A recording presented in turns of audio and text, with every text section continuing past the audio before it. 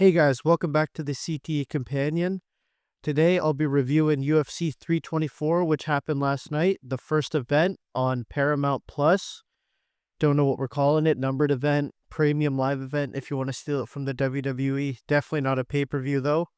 Um yeah, it was overall a little disappointing. The first few fights were pretty good, had me feeling good about it, but kind of went downhill from there. The pacing was also pretty bad. I know that 3 fights were canceled, so there was supposed to be 9 early prelim and prelim fights, ended up only being 6 over 4 hours. I tuned in right at around 5 expecting it to start, but the fight started around 6 o'clock or so. Kinda boring, kinda very slow paced. But we did start it off with a banger, Adam Fugit versus Ty Miller. Ty Miller looked really good. I know he was a Golden Gloves boxer, and he showed it. His boxing was really crisp. He did a really good job of setting up the cross with the jab or the hook. He would go back and forth between switching it up, jab cross or a hook cross. His right really couldn't miss. He had good counters whenever Fugit did try and throw his hands. Um, Fugit, his boxing looked pretty bad. He definitely looked outclassed on the feet. He was landing some good kicks, and he did enter the clinch, I believe, a minute or two into the fight. Used that pretty well, but Miller got back to space and really just landed a bunch of rights. Fugit did land a big spinning elbow that seemed to hurt Miller, but it wasn't enough. And Miller drops him with a big cross and finishes him with about 1 second left. Overall, I would say this fight was a 7 out of 10. Really good way to start off the pay-per-view. Really enjoyed it. High pace, high action. Next, we have Denzel Freeman versus Josh Hokett. Hokett started the fight by swinging wildly right into a takedown, got him down to a hip ride, and kept mat returning him for about a minute. Once they got back to the feet, Hokett worked the body with some punches, some kicks, some knees. He got into the clinch after that, ended up dropping him with an uppercut and taking the back. There was a weird moment where he kind of spanked him, and then Freeman got back up.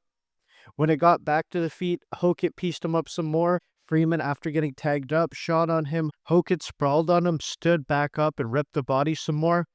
At the end of the first round, Hokett landed a big cross, sat him down, walked away, and flipped him off. Freeman kind of sat down while Hokett was walking away, and the fight ended up getting stopped. It was a really big one-sided beating. Probably should have been a 10-7 if the fight wasn't stopped. I'd give the fight a 6 out of a 10. A little bit less action, a little bit more grappling, a little bit slower paced fight than the first one. But the first 2 fights were 2 back-to-back beatings. The next fight of the night was Charles Johnson versus Alex Perez. Alex Perez missed weight in this fight. He said in the post-fight interview he was fighting for his job, and it really showed, coming off the 2 losses and missing weight. He dropped Charles Johnson with a right kick into cross into a left hook combination. Johnson got back up. He was wobbling all over the place. Alex Perez really poured it on. And the finishing sequence, Charles Johnson went for a left kick. He was in a little too close, so he ended up landing with the knee, but Perez countered him with the left hook, chinning him, dropping him, and it was a big win. Exciting fight, about 3.5 minutes, really good. I gave this one a 7 out of 10. The first 3 fights of the night, as I said before, really started it off well. It was kind of downhill from here, though, with our next fight, Krylov versus Bukauskas. So the fight started off with Krylov pressing him up against the cage. He tripped him down after about a minute, but there was pretty much nothing happening on the feet in this first round. Krylov kind of was standing in place after his combinations. He was there to be countered by Bukauskas, but Bukauskas kind of just bounced around at range. It was very close, not because it was so good, but because it was so bad. There was not much happening. In round 2, Bukauskas was landing early until Krylov kind of clinched him up and then brought him to the fence. There was a couple reversals back and forth. They were just kind of spinning around. Once they broke it, they were kind of stuck in the mud on the feet. Super boring, super slow. Nothing was landing clean. Bukauskas landed a 1-2 spinning back kick into spinning back fist. Kind of slow, kind of boring. Another round to Krylov. In the third round, though, Krylov started landing some big hooks. Bukowskis kind of landed a cross from southpaw. Everything Bukowskis was throwing was really looping, and they were all missing. He threw a few straight punches, and those were the ones that land, but it wasn't very, very good. Towards the end of the third round, Krylov, he jabbed low, came over with the overhand. Bukowskis was throwing a hook cross and dropped his left hand after the hook, so Bukowskis landed clean with the overhand. He got his head offline, moved out of the way of the cross, and flatlines him. Well, he didn't flatline him. He dropped him. Bukowskis landed face first, and Krylov hit him a couple times, put him out. Bukowskis protested the stopping, but he was out. You could see the picture that I'm showing right now is of the finishing sequence. He's out there. Really boring fight. I had it at about a 4 out of 10 until those last 20 seconds, which kind of barred up to about a 5 out of 5 out of 10. Next up is Atiba Gauthier versus Andre Puliev. It was a southpaw versus orthodox matchup. Atiba Gauthier drops him about 25 seconds in with the first cross he throws. He let him back up, which might have been a little bit of a mistake. He didn't show any grappling. He didn't show any willingness to engage on the ground. He really thought he was going to knock him out, but Puliev recovered. He got back up. He landed some big kicks to the body, a bunch of big left kicks from that open stance. He also was doing a really good job of making angles, moving laterally. Anytime Gauthier closed the distance, he would check hook his way out with the southpaw check hook. And a few times in this fight, Gauthier kind of missed wildly and sort of ended up facing the cage while Puliev circled out. He did a really good job of landing the body kicks, whether that's a big round kick to the body or a toe stab, front kick up the middle. Gauthier really needed to do a better job of cutting him off instead of chasing him down. But Puliev was landing a lot of strikes. He was just how Alex Perez was throwing the right kick into cross that finished Charles Johnson. Puliev was doing a good job of going left kick into left cross. There was a few of those tonight. A lot of fighters throwing it. I really like that combination. The same side kick into punch. It worked well. For Puliev, he was doing a lot of damage to the body as well. A lot of good jabs and a lot of good counters. I thought it was a really smart round. And despite the knockdown, I gave that first round to Puliev. I could see how you give it to Gauthier, especially because he dropped him. In round two, it was a lot more of the same, a lot of body kicks and good movements. Gauthier was not feinting at all. He was just kind of stalking, trying to land a big shot. He wasn't feinting. He was moving straight forward. He needs to throw some more feints. He needs to throw some more jabs, needs to do a better job of cutting him off with better footwork instead of just letting him make an exit and check hook his way out. Later into the round, Gauthier lands 3 or 4 big rights, rocking and wobbling him all over the face, dropping him a few times. I think it was about a 30-second sequence where he dropped him twice, landing 4 big shots. They all wobbled him. They all rocked him. At the end of the sequence, he missed a big head kick barely. Puliev landed a big head kick at the end of the round. I'd give that one to Gauthier, so make it 1-1. The third round was a lot more of the same, a lot more check. He was check hooking his way out, landing big kicks, landing big shots to the body, landing the crosses, that southpaw cross, being evasive, moving on the back foot. I really, really liked this performance from Puliev. A lot of people thought he was going in there to be sacrificed. The odds were really big against him, and it was a very close fight. I actually thought he won 2-1. I only watched the fight one time. There was a few of them that I've gone back and watched since that I thought were different the first time than the second. I could see you giving it to Gauthier for that first and second round. I gave the first round to Puliev, so I ended up giving him the fight. I think he definitely won the third round. That was his most clear round. Atiba, everything he hit him with seemed to hurt him a lot more. He dropped him 3 or 4 times in the fight. It's really hard to win a fight. You get dropped 3 or 4 times, but I think when I say he, I mean Puliev, his striking was a lot crisper, a lot cleaner. His movement was better, and I think that won him the fight. Next up is Figueiredo versus Umar Nurmagomedov. early into the first round, it was a very kick-heavy attack. He was moving forward, pressuring him, throwing kicks at range. He took him down with a high crotch, but Figueiredo got up early. Umar landed a big trip from a body lock that got Figgy down. Landed some big ground and pound to end the round. Easy round win for Umar. In the second, it started off more of the same, more kicking at range from Umar. Figueiredo was very, very passive. He wasn't trying to feint, wasn't really closing the distance. He was moving backwards, getting bullied, getting kicked. He was staying at Umar's kicking range, which really did him no favors. Figgy ended up catching a head kick and taking Umar down off of that, but Umar got up immediately. Figgy was switching stances, just feinting at range, switching stances, moving backwards, not really doing much. He had no pressure. He was not moving forward. Umar ended up going a double jab cross into a body lock, which Figgy defended, and then he kind of scrapped it out for the last 30 seconds, made it a little bit of a brawl. That was the closest part of the fight, but still an Umar round. And then in the third, Umar landed a big body kick and it hurt Figgy. He looked hurt. He ended up getting a high crotch that head on the outside single, collected both the legs, took him down, and landed some ground and pound from guard. And for about the last 3.5 minutes of the fight, he was just switching from guard to half guard, landing ground and pound until there was 5 seconds left in the fight. Figgy was able to get back up, wing a big right hook, airballed it, and that was the round and the fight. This one, I gave this fight a 5 out of 10. Pretty boring, pretty slow. A lot of just moving around, throwing kicks into grappling, so not much happening. Really dominant performance by Umar. Like I said in my prediction video, I just didn't see a path to victory for Figueiredo.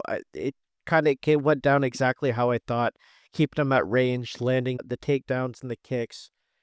Figgy just had nothing for him.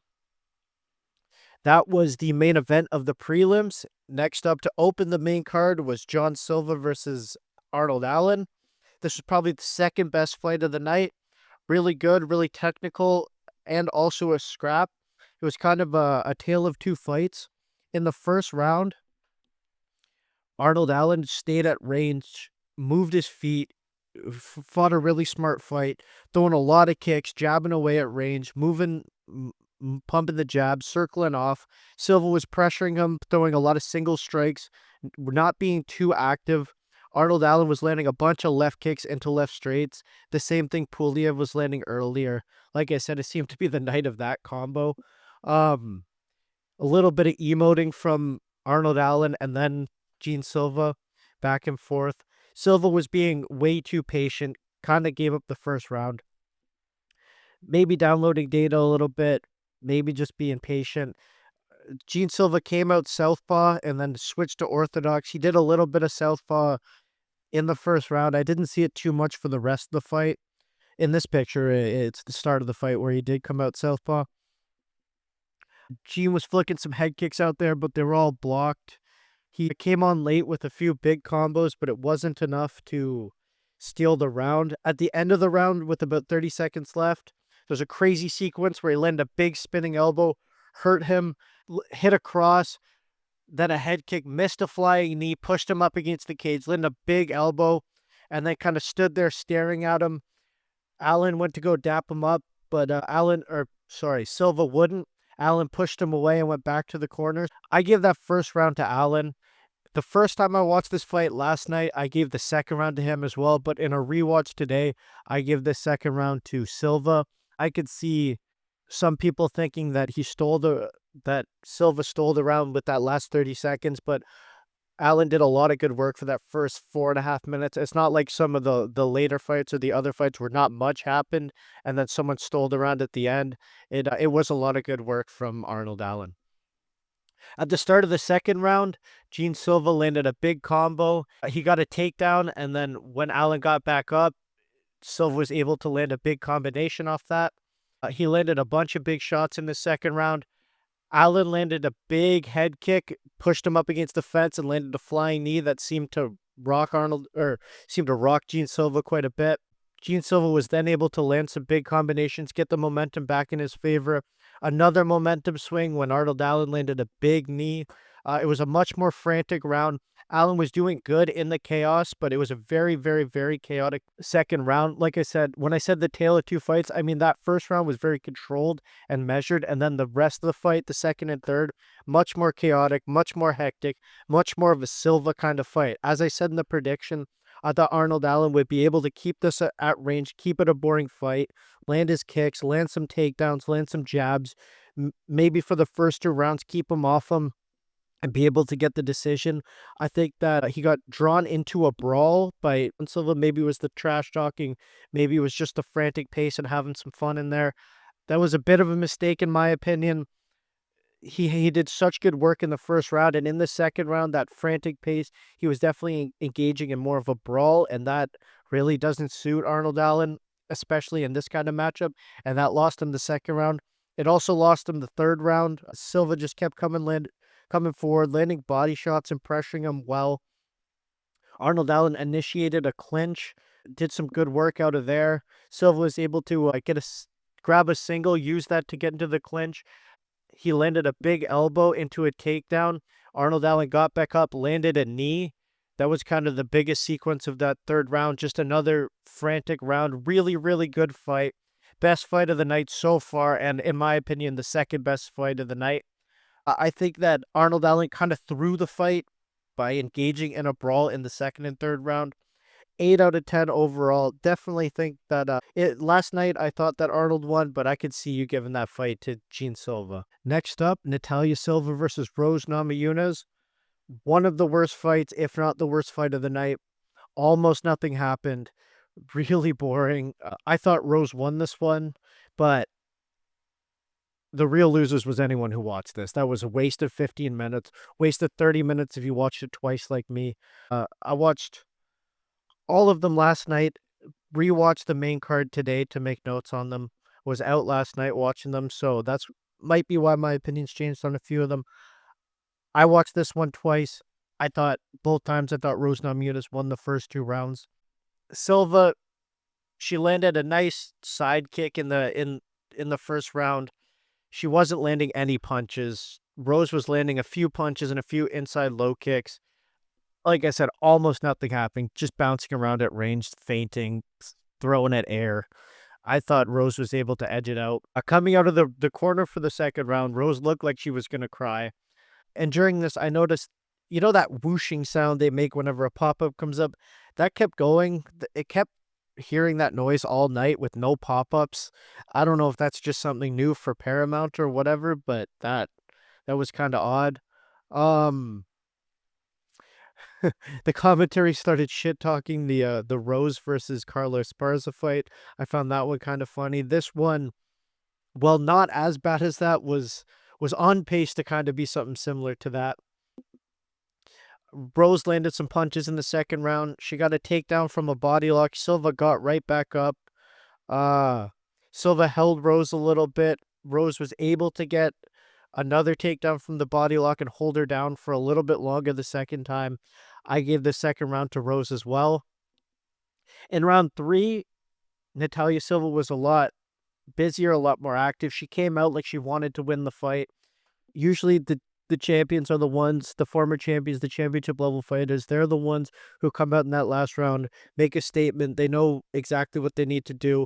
And that's what Natalia Silva did there. So it's kind of odd to see that former champion Rose didn't have that aggression. Maybe the corner was saying she was up to nothing. I know in the past she said that she did exactly what she was supposed to do against Esparza, and she thought she won and stood by that performance. So maybe she was trying to do that again. I'm not sure. Silva, she landed some spinning kicks, some knee stomps, some combinations. This was the most dominant and definitive round. I thought that it was 2-1 Rose, but I don't agree with how this fight was scored. I think a fight like this is why fights should be scored a little bit differently. It was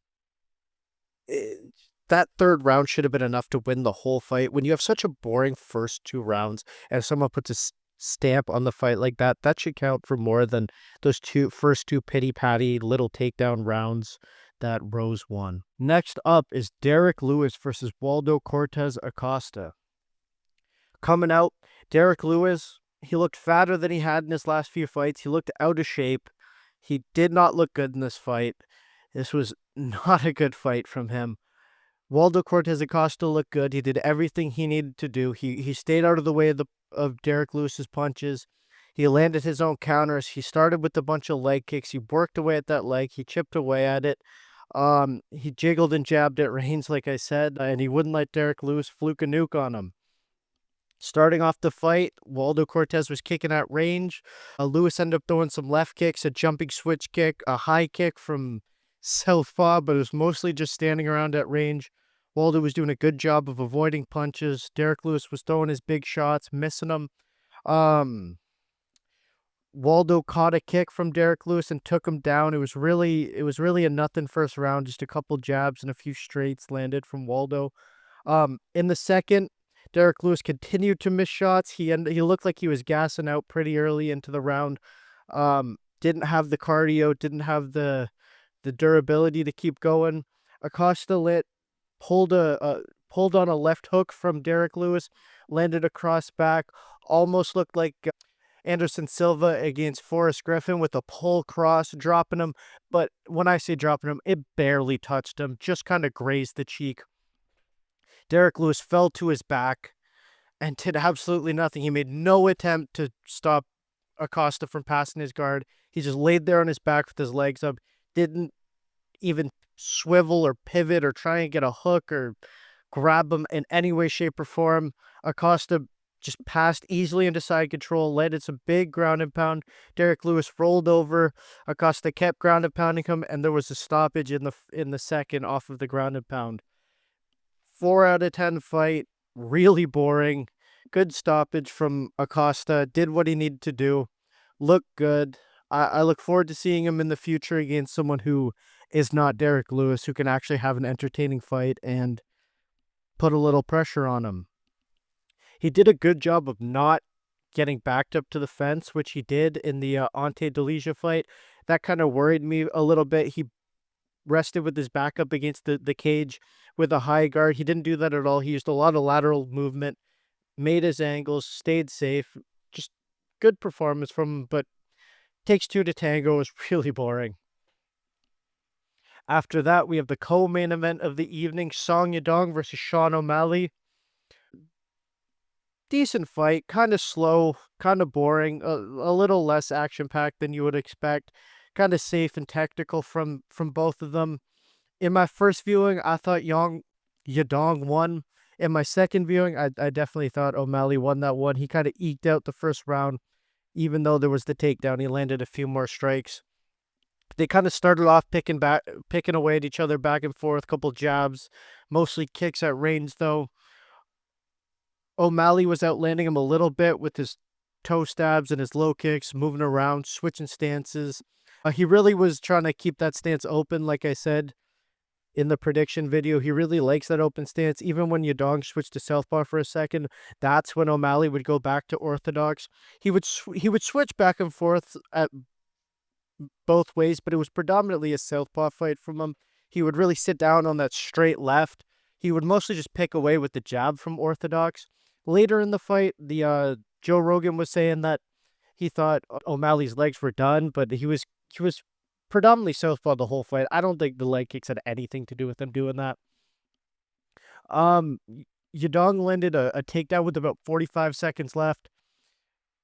O'Malley just kind of laid there in guard with his butterfly hooks in, shrugging, looking at the ref, emoting, hoping for a stand-up. I think that O'Malley won this round rather, and Yadong he took too long to shoot. He was getting picked apart at the feet, and he needed to shoot a little bit earlier. He shouldn't have waited 4.25 minutes to shoot. But like I said in the prediction video, you don't bet how you want someone to fight. Don't think the fight's going to go. They're going to make the adjustments that you would think they would. Yadong averages about 1 shot a round, and that's kind of what you got in this fight. He shot twice in the second, once in the first, and once in the third. That's just Yadong's game. He should have shot more. He should have shot earlier. A lot like Bilal Muhammad against JDM. The first shot should not have come 4 minutes into the first round. That kind of lost him this first round. He should have made it a little bit more dirty. At least shoot, back him up against the fence, land some elbows. I know O'Malley's good, really good at moving and really hard to take down, to because you can't really track him down. I noticed a few times where O'Malley just kind of left him in the dust. He would sort of feint left and then go right, almost like a little Euro step kind of thing. In the second round, Yadong came out swinging. He landed some big hooks. He caught a kick and he caught one of O'Malley's kicks and landed a big left hook on him. He shot a high crotch that had on the outside single onto the left leg of O'Malley when he was switching into southpaw. And once he put that right leg back or sorry, my apologies, that left leg back, he grabbed that right leg of O'Malley's and took him down. O'Malley did a good job of defending and got into the clinch, but once they broke apart, Yadong kind of landed a few more combinations and they got a second takedown in that round. He took the back standing and then brought him, mat returned him, dragged him down. That won him that second round, I believe. I think that the second round was Yadong's. In the third round, that's when O'Malley really came alive. He busted up Yadong's face. Yadong was bleeding. He landed the big knee that is this picture at the end of the round. Got blood all over his knee. Yadong's mouth was already bleeding, but that one busted up his nose as well. He really came alive and unloaded on Yadong for the last minute of the fight. It was really good performance from him in the last round there. But overall, the fight was kind of boring. I give it a 5.5 out of 10. Not the most exciting, and that really favored O'Malley. Yadong need to either pick up the pace or start clinching and bringing it on the inside more. And that kind of slow, boring pace is what won O'Malley the fight, in my opinion, especially that first round. And in the main event of the evening, we had Justin Gaethje versus Paddy Pimblett. Just an amazing fight. A 5-round war, a back-and-forth banger. I had this fight 48-47 for Justin Gaethje. Two of the judges said 49-46. Gave Gaethje that fifth round. I gave it to Paddy. Regardless, absolutely fantastic fight. Not exactly the best performance from both of them. I think both of them get absolutely destroyed by Ilia Topuria.